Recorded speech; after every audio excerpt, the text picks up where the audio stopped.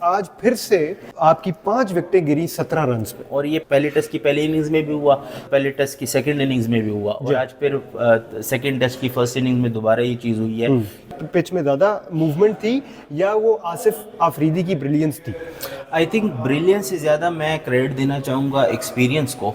Hello viewers, this is your host Amir Hamza from Zalmi TV. Right now with me is Mohammad Aizaz from Pak Passion.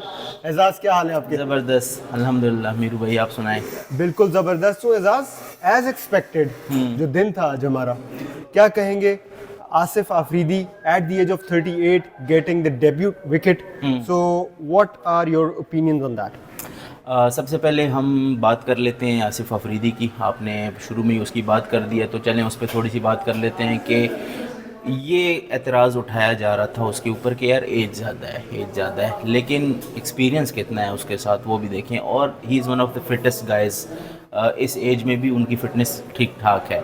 सो नज़र आया 10 over में, पहले उन्होंने 10 over कराए, अच्छी तरह कंटेन किया, रन्स नहीं दिए, 18-19 रन्स दिए पहले 10 ओवरों में। और फिर जब आपको ज़रूरत थी वहाँ पे आपके लिए उन्होंने 2 विकेटें हासिल की। और Pakistan, it could have been a lot worse for Pakistan today, but because of the 2 wickets that Asif Afridi took, हम कह सकते हैं कि पाकिस्तान थोड़ा सा कंफर्टेबल ज़रूर होगा। बिल्कुल। इस पे मैं चीज़ एक ऐड ये करना चाहूँगा कि राइट इन दी एंड जब हम देख रहे थे कि विकेट्स जो हैं, एक लंबी पार्टनरशिप हमें देखने में नजर आई। स्टब्स वहाँ पे बड़े साबित खड़े हुए थे, बड़े सॉलिड खड़े हुए थे, और उनके साथ अगर आप देखें जोरजी बड़े वेल सेटल्ड लग रहे थे and nothing was working for Pakistan.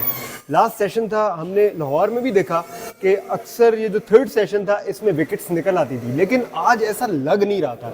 And that was the moment जब अगेन आपको जो है आसिफ अफरीदी को इंट्रोड्यूस किया गया। एंड आई बिलीव आप वहाँ पे साइड लाइन से बैठ के कह रहे थे कि he is going to be a threat for South Africa. तो मुझे ये बताएं कि एक तो नुमान अली का इतना एक्सपीरियंस है, then we have Sajid Khan, Shaheen Afridi को भी हमने देखा, लेकिन फिर जब इन सब में आसिफ अफरीदी ने आउटशाइन किया, and this is that guy जिनको अभी तक विकेट नहीं मिली थी थ्रू आउट द डे, तो वो किस तरह से देखते हैं, उन्होंने अपने आप को वहाँ पे किस तरह से कंटेन किया और कैसे वो पॉसिबल किया? क्या उस टाइम पे पिच ज़्यादा स्पिन दे रही थी, क्या पिच में ज़्यादा मूवमेंट थी, या वो आसिफ अफरीदी की ब्रिलियंस थी? आई थिंक ब्रिलियंस से ज़्यादा मैं क्रेडिट देना चाहूँगा एक्सपीरियंस को, क्योंकि जब आपने इतना ज़्यादा फर्स्ट क्लास क्रिकेट खेला होता है ना, तो आपके ऊपर इस तरह की सिचुएशंस काफ़ी दफ़ा आई होती हैं कि आपको विकेट नहीं मिल रही होती, आप पूरा दिन अच्छी बॉलिंग करते हैं फिर भी विकेट्स नहीं मिलती। एक्चुअली आसिफ ने डिजोर्जी को आउट कर दिया था, बट पाकिस्तान ने रिव्यू ही नहीं लिया। So, वहाँ पे वो विकेट उनको पहले मिल सकती थी, लेकिन एंड पे उनको मिल गई। तो coming back to the point कि आसिफ क्यों आज बेटर लगा औरों से, क्योंकि उसके ऊपर इस तरह की सिचुएशंस फर्स्ट क्लास क्रिकेट में आई होंगी, तो उसको हैंडल करना आ रहा था। वो हमें किसी भी मौके पे डेब्यूटेंट की तरह बॉलिंग करता हुआ नज़र नहीं आया। वो ऐसा ही लगा कि वो 5-6 साल से खेल रहा है, प्रॉपर उसने बॉलिंग की, कोई गंदी लाइन पे बॉल नहीं की। हाँ, उसको छक्का भी पड़ा, उसको चौका भी पड़ा, लेकिन वो क्या कहते हैं ना कि ही केप्ट हिज काम। सो कहने का मकसद ये है कि जब भी आप टीम में टेस्ट क्रिकेट में स्पेशली किसी भी बंदे को लेके आते हैं, रिगार्डलेस ऑफ हिज एज, अगर उसने अच्छे 2-3-4 सीज़न खेले हुए हैं ना, तो वो आपको बाकियों से डिफरेंट ही नज़र आएगा। और कमिंग टू योर क्वेश्चन कि आसिफ अफरीदी नुमान और साजिद के मुकाबले में ज़्यादा थ्रेटनिंग कैसे नज़र आया, उसकी वजह आई थिंक ये है कि साउथ अफ्रीका ने इनको पहले खेला नहीं था। नुमान और साजिद को वो खेल चुके थे, तो उन पे काफी ज्यादा केस स्टडीज भी है ना, तो पिछला पूरा cycle Nauman and Sajid were there.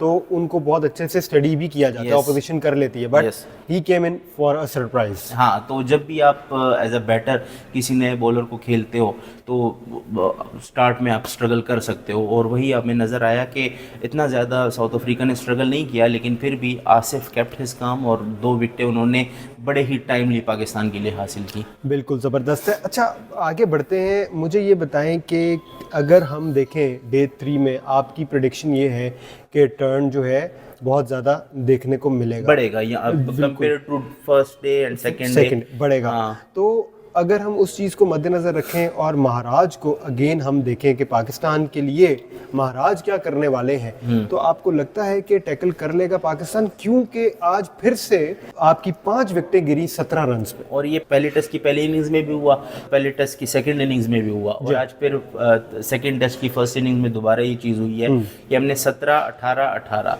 ये 2-3 दफ़ा हमने 5 विकेटें आखिरी इन रन्स के ऊपर लूज की हैं। सो महाराज का थ्रेट तो बिल्कुल रहेगा। 7 विकेटें इज नॉट अ जोक यार। पहली first 2 days when the ball is not giving much to the spinners as well. हाँ बिल्कुल, तो आपको क्वालिटी का पता चल रहा है महाराज का कि वो किस लेवल का स्पिनर है। I think right now he is easily the best finger spinner in the entire world. Left arm spinners की अगर हम बात करें तो कहने का मकसद ये है कि यार पाकिस्तान को ना थोड़ा सा डिसेंटली बैटिंग करनी पड़ेगी। आई थिंक लाहौर की जो हमारी सेकंड इनिंग्स थी उससे सबक लेने की ज़रूरत है कि यहाँ पे अगर आपको एटलीस्ट 40-50 रन की भी लीड मिलती है ना, क्योंकि आज भी मुझे लगता है कि पाकिस्तान ने शायद 30-40 रन ज़्यादा करवा दिए हैं, मुझे लगता है ऐसा। South Africa are not totally out of this game, लेकिन अगर आप 30-40 रन की भी लीड लेते हैं ना, still you need to score 200 run to make a target of 250 plus. Right, तो 250 प्लस तो यहाँ पे आपको चाहिए फोर्थ इनिंग्स में। अगर आपके पास 180-190 का टारगेट है ना, दैट मीन्स कि you are giving the touring side a huge chance to square the series. Okay, चले, thank you so much Ejaz. I think we are good to go. Any time.